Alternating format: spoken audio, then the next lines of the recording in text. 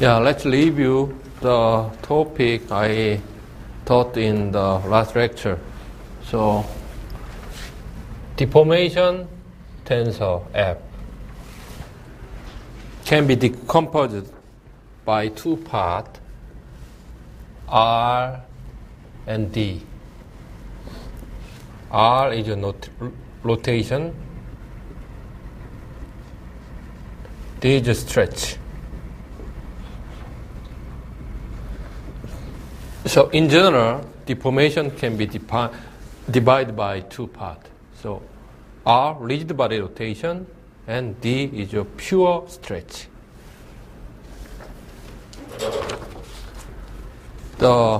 This was a polar decomposition of deformation tensor.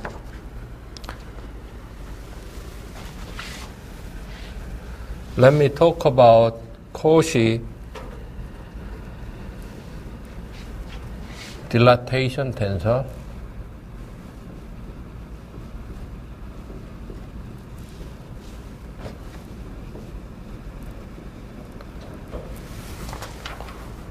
We discussed on the change of volume, surface, right? And change of material point and material vector. Now, let me consider change of scalar product of two vectors. So, for example, we have a coordinate system, Cartesian coordinate system E1, E2, E3, so base vector. And here we have some arbitrary two vector in initial coordinate. Both vector are very small vector, differential vector, dx, dy.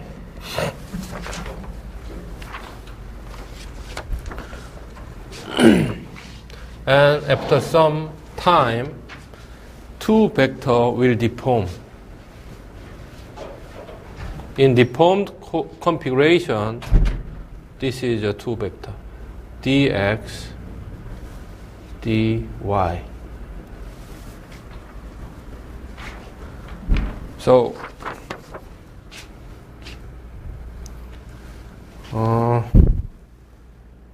let's calculate the scalar product of current material vector y. We know the relation between the material vector at initial configuration and current configuration. So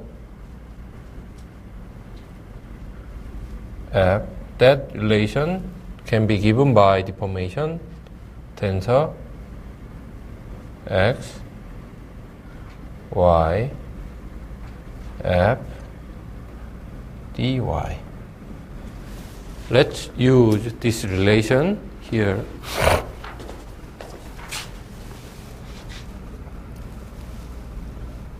F dx dot product f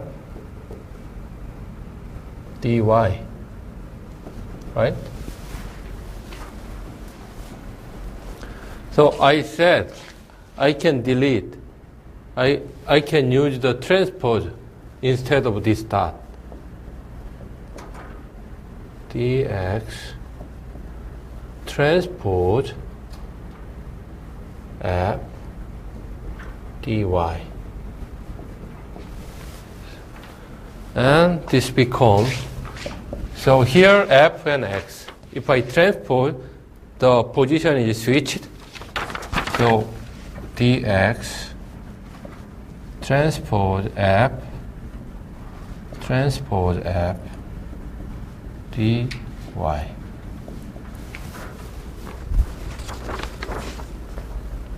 And here we are saying this is a C, matrix C. And finally, this equation become y. And here, name of C is that Cauchy dilatation tensor. CAUCH.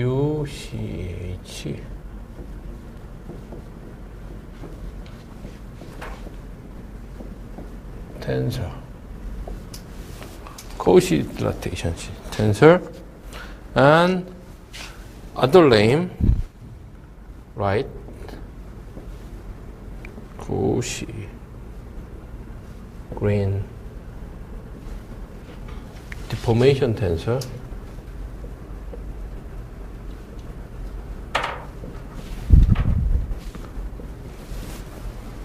This spatial tensor or matrix, this is 3 by 3 matrix, have a very important characteristic.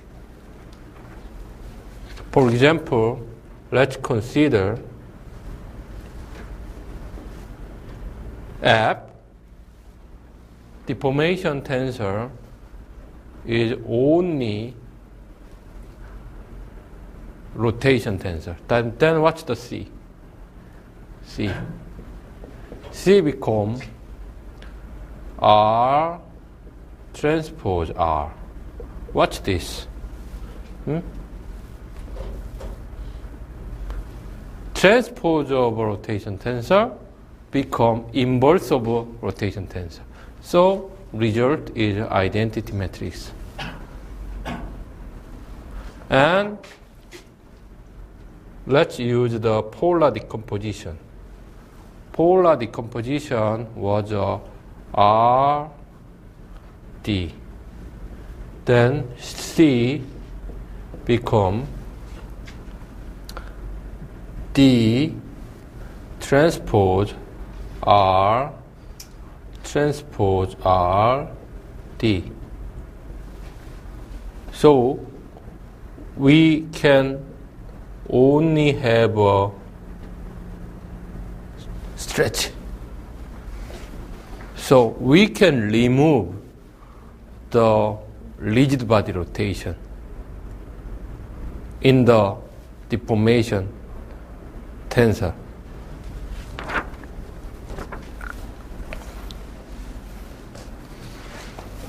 Why this is very important? Why this is important? Why this is important?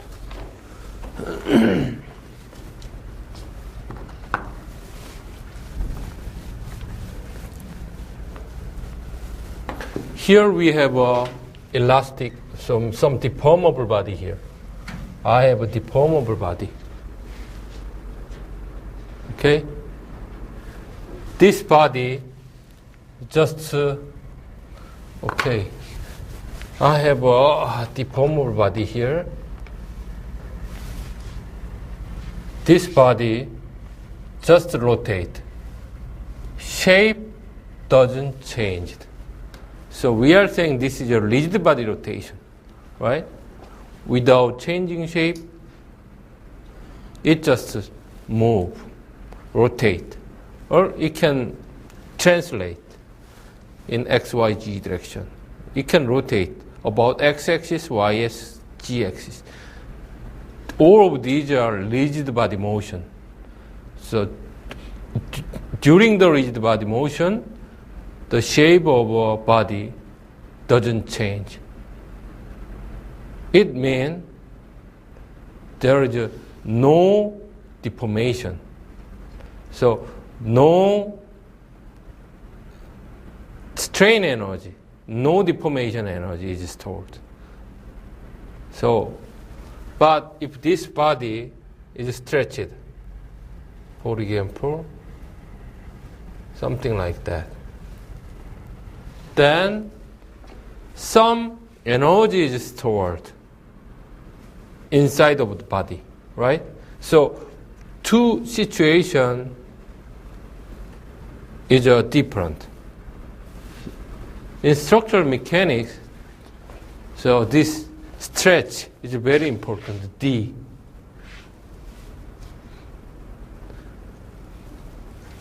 stretch can store some energy inside of the body. Okay, so very important thing is that we need to know how we can measure that stretch, or that's the relative displacement. So now let me define the strain. So I like to introduce the concept of strain. Strain is the geometrical measure or deformation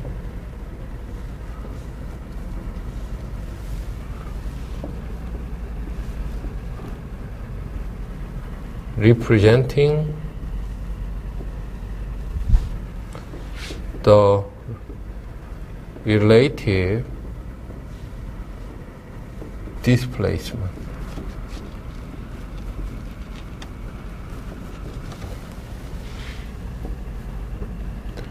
between particle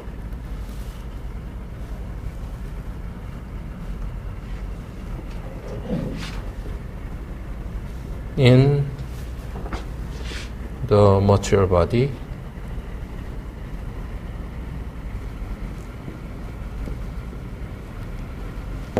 so particle mean material point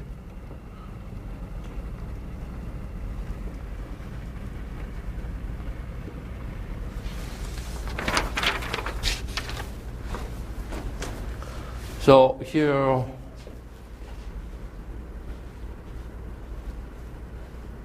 strain is a geometrical measure of deformation. So strain comes from the geometry, change of geometry, and it represents relative displacement. It's not just a displacement, but relative. This is a very important concept. Relative and geometrical measurement of this deformation.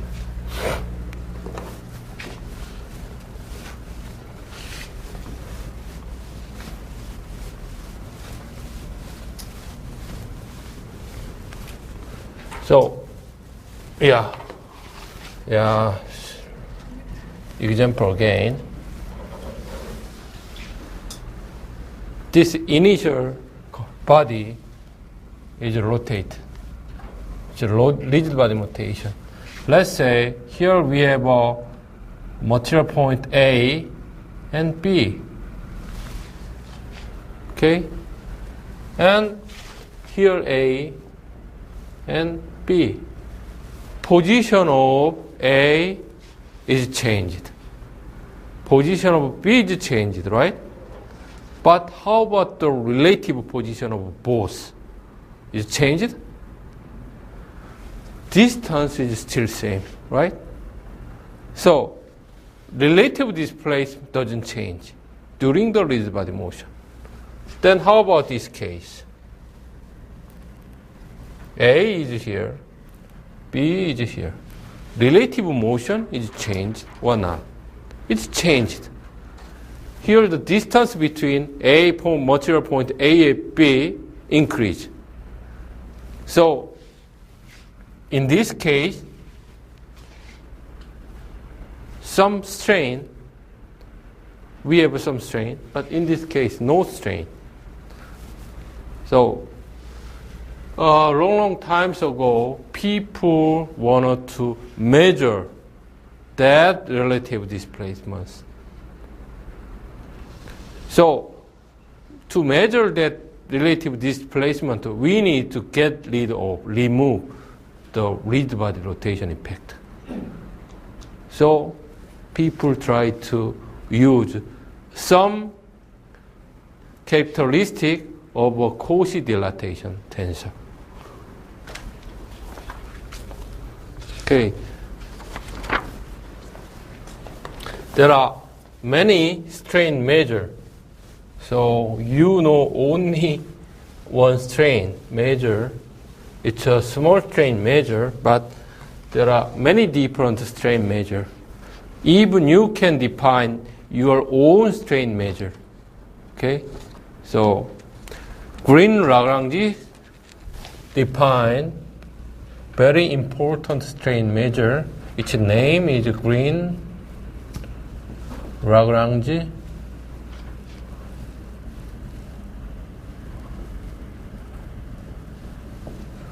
strain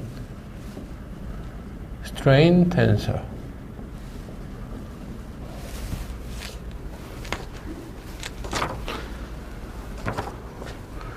They try to calculate the difference between dot product in current configuration.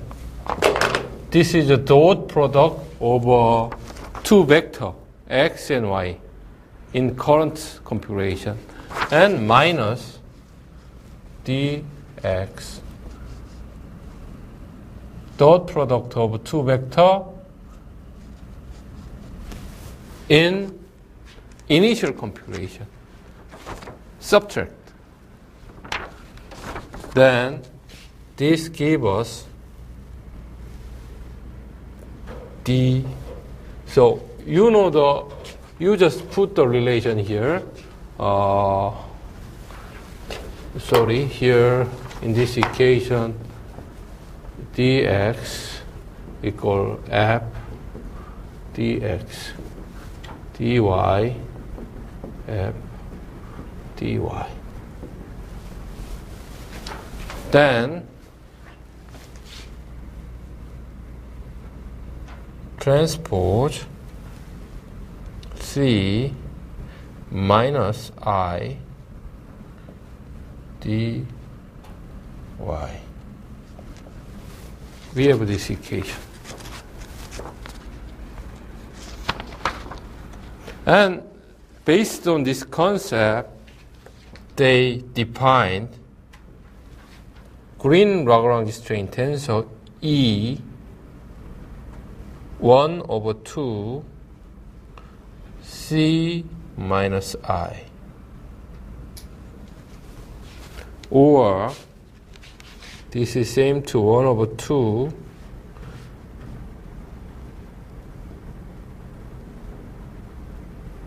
I.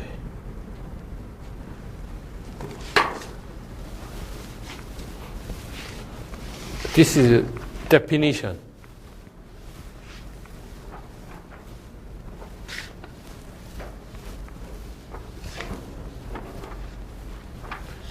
They just define the Green-Lagrange strain tensor.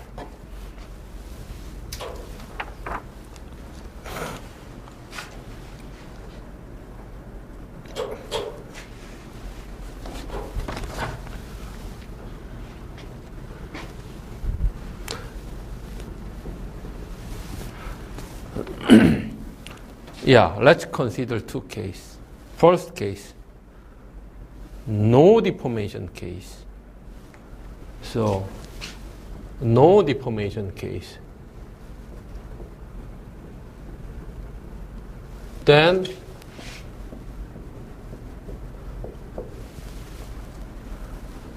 deformation tensor should be identity matrix, right?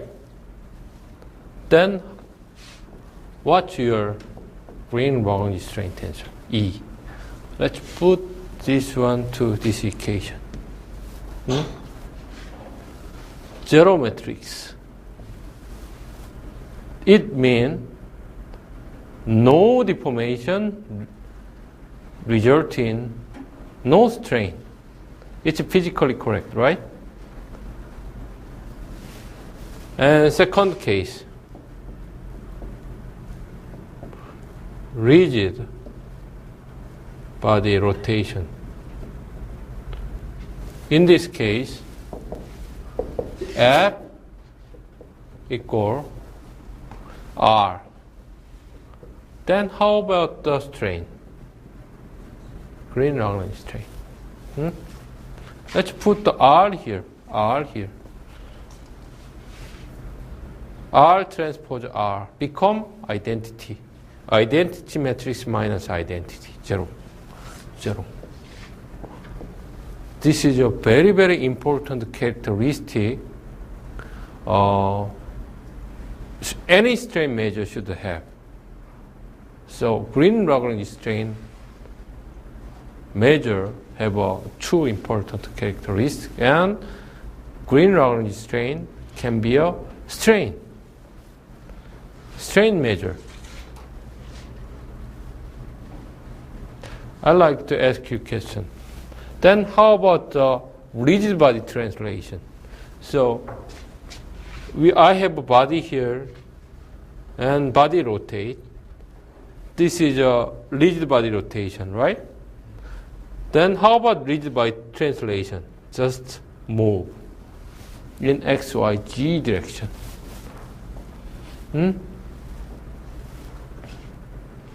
Rigid body translation case.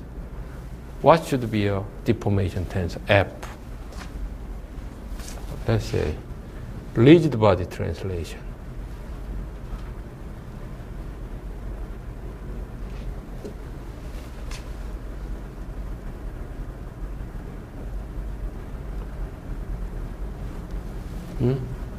In Korean,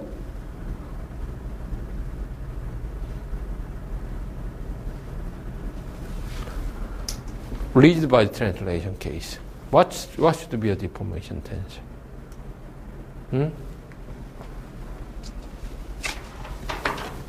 In rigid body translation case,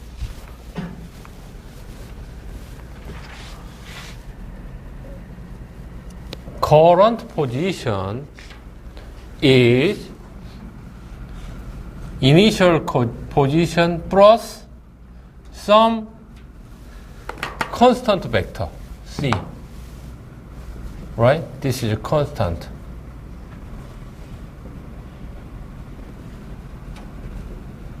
Is that right? So just in x direction, we just add some value, some constant. That it gives us a mapping relation between initial configuration and current configuration.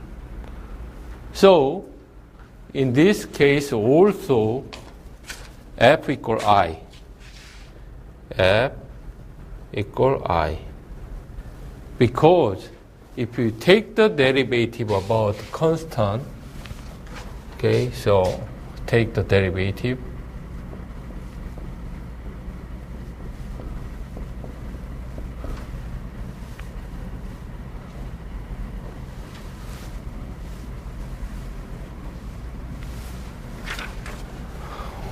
This become I plus 0. So we have only I.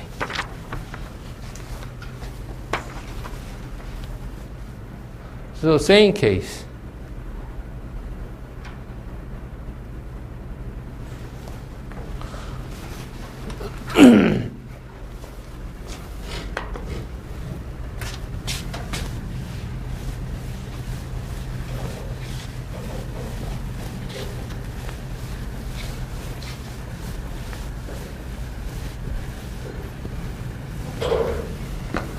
Okay, so you remember the example I gave you before, the stretch case. Okay, you can calculate the Cauchy dilatation tensor and Green-Lagrange strain tensor by their definition. The case was we have a body here and it's deformed, stretched in x direction. Right? You can easily evaluate the both metrics. Now, let me talk about length change. Length of material vector.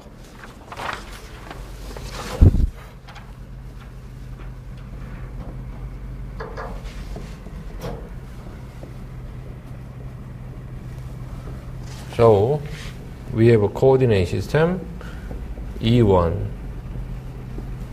E2, E3. And here we have a initial body and current body.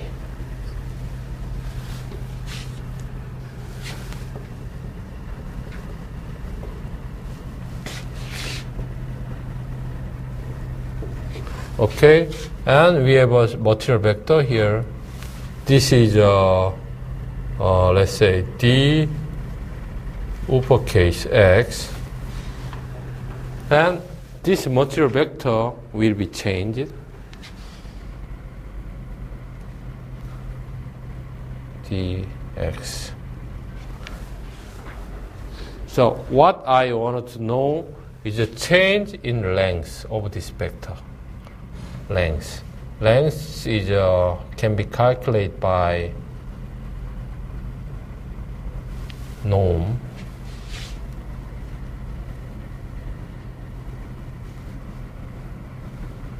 Dx.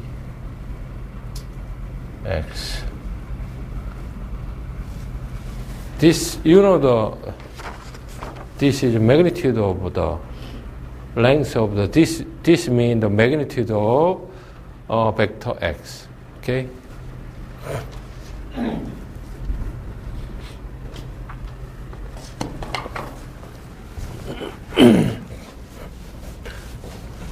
So length of initial vector dx can be easily calculated by square root and dot product of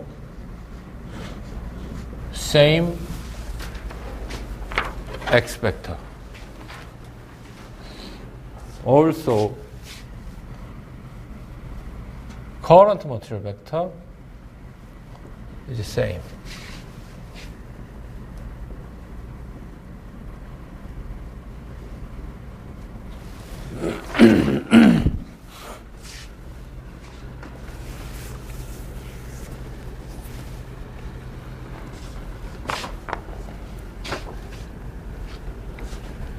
And let's define some variable lambda 1 plus lambda dx.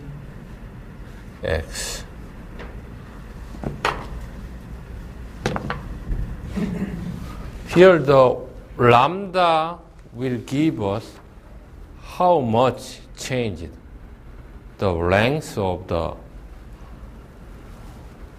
material vector. So what I want to do is to find that lambda.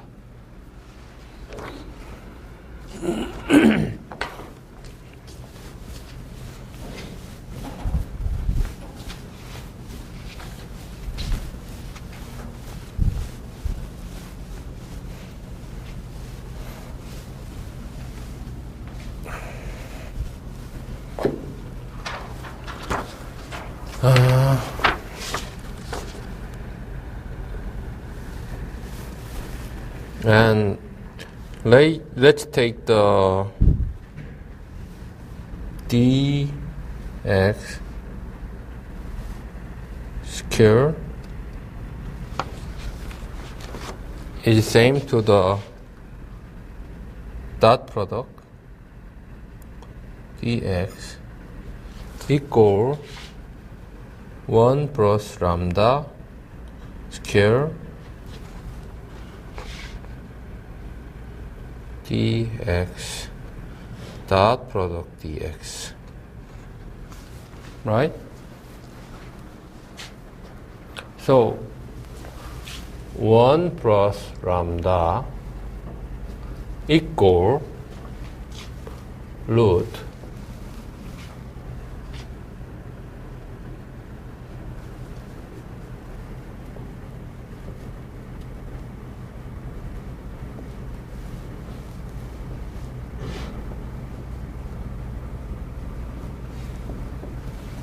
minus 1.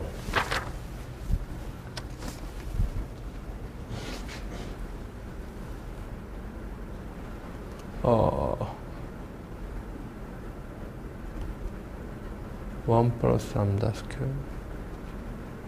Sorry. 1 plus lambda. I don't have a minus here, right?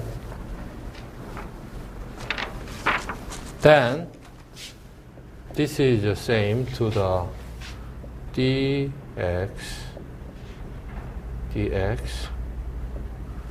and dx transpose. Let's use transpose. Transpose and ft f dx, right? Here, this is a C.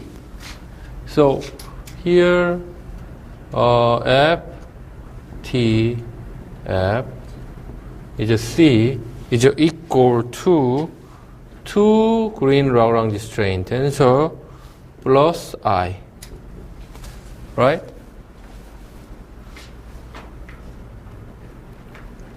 This is due to the definition of Green-Lagrange strain. And let's put this result into this equation. Okay, then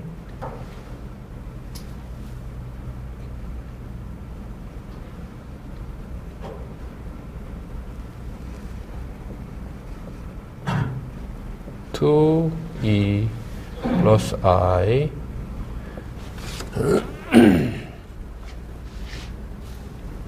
dx.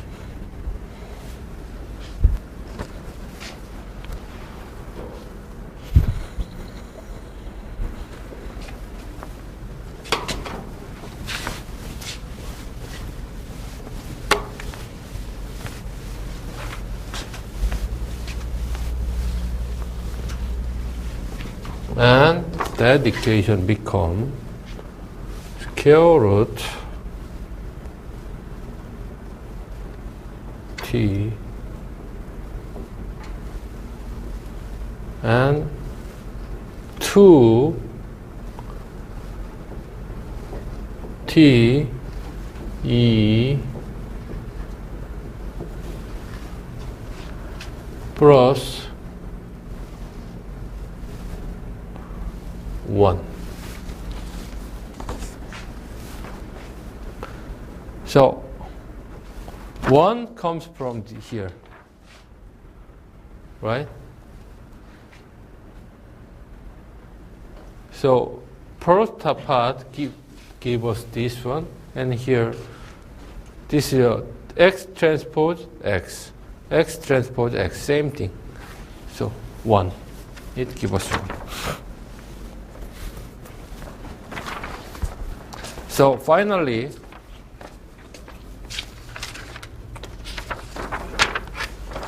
lambda become,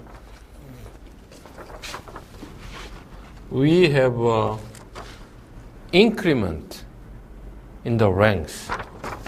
So lambda denote the increment in the ranks, the actually ratio of increment.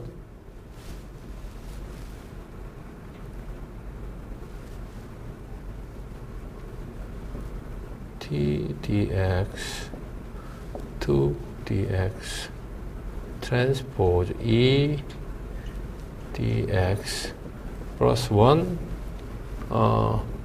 minus 1.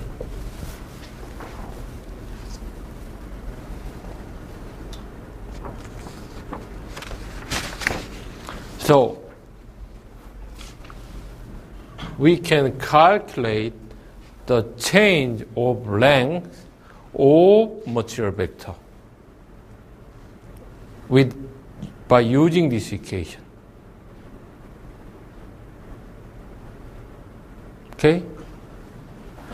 And then now let us think that x vector is a unit vector n.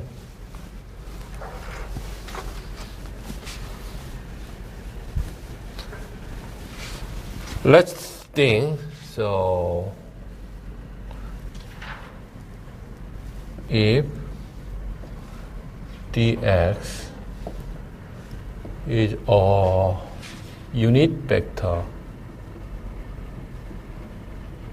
n,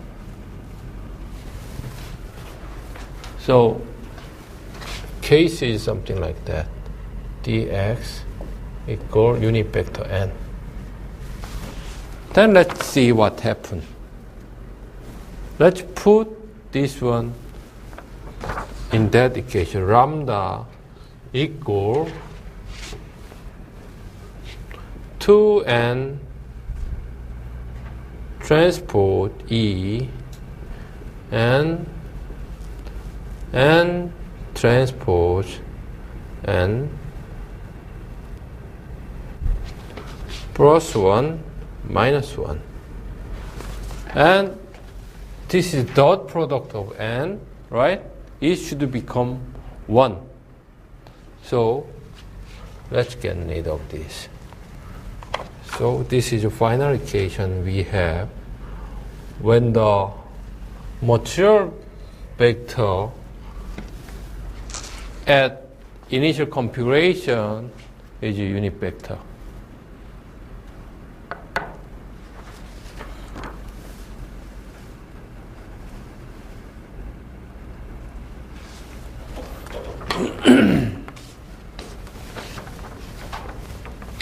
And then let's think about the meaning of that result in green Lagrange strain tensor.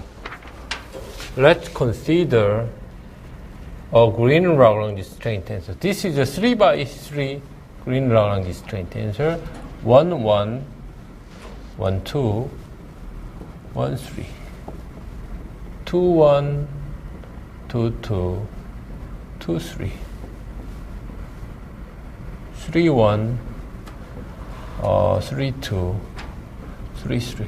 Let's consider this green Lagrange strain tensor, and let's consider n equal E1 x direction. Let's put E1 instead for n here. Then what happened? Let's see what happened. I'm going to give you 3 minutes. You can calculate lambda. In this case, what's the lambda? Let's say in this case, lambda E lambda 1. Let's say this is lambda 1. Lambda 1 means the stretch in E1 direction, or lambda E1, let's say. What's this? You can evaluate that lambda 1 very easily. Just put this E1 is a 1, 0, 0, right? Then what we have here? You can very easily evaluate.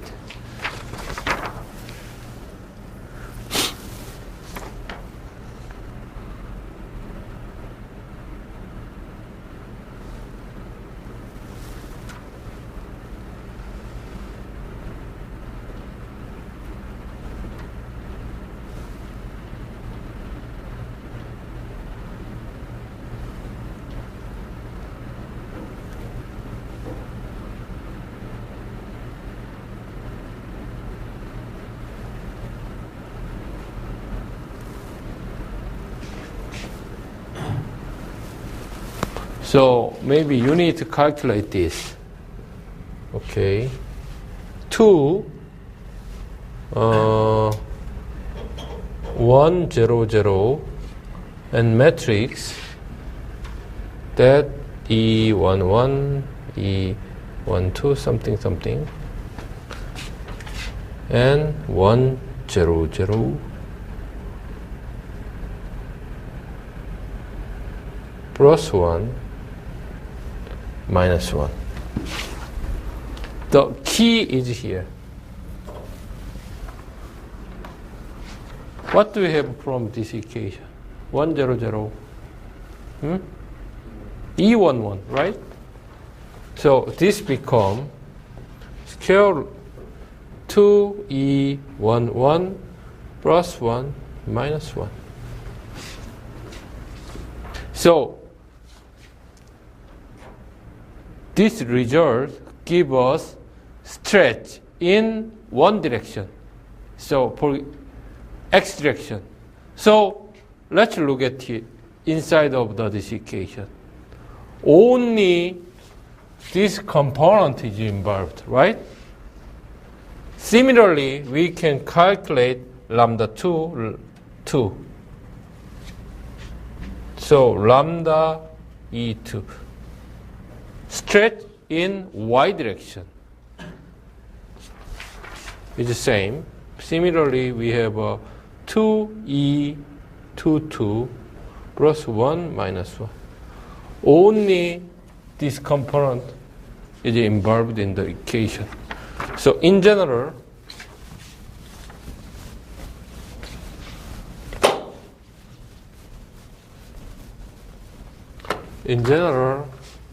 lambda alpha, let's say alpha is the direction, lambda E alpha become 2E alpha alpha plus 1 minus 1. So E alpha alpha mean the diagonal component or Green-Lagrange strain tensor. So physically, we arrived at very important fact. The diagonal component of Green-Lagrange strain tensor give us stretch in x, y, g direction. So diagonal component of a Green-Lagrange strain tensor have information on stretch in three directions. Okay, x, y, g. This is very important. Okay. Okay, so